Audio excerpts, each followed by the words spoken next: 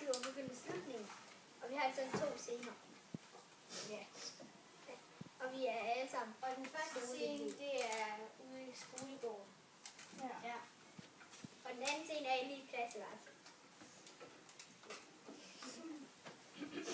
Det her det er skolegården lige nu. Er det? Jo. Hej, skal vi snakke øl? Jo, kom. Vi sætter den lige herovre.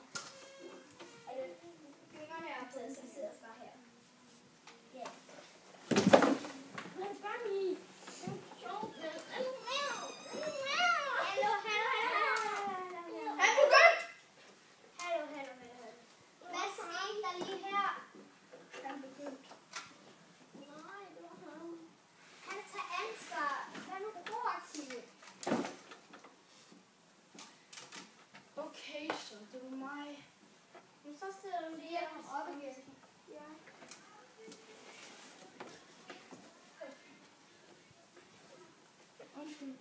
Det gør ikke noget.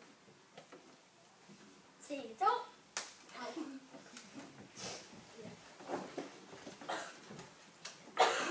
Hej og velkommen. I dag så skal vi lave noget nyt her i klasse.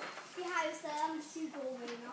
Men i dag så skal vi have begyndende slutning, som er her med træet til nummer 2. Nede ved, ja, rødderne. Det er korrekt. Og ja, hvis der står noget herovre, hvem vil læse de der lidt lave 2 op? Nej, tak. Ja, det kan jeg se, du vil. Ja, jeg planlægger og sætter mål. Jeg gør ting, som jeg synes er vigtige nu og for min fremtid, og som gør en forskel. Jeg er betydningsfuld og bidrager til en bedre stemning i skolen. Jeg søger efter måder at være en god kammerat. Ja, og nu spørger jeg så tilfældigt, hvad vil I gerne være, når I bliver store ud af folkeskolen? Ja, alle heroppe.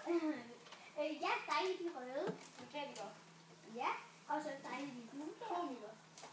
Og ja, vi kan læge. Opfinder. Nej tak. Nej tak.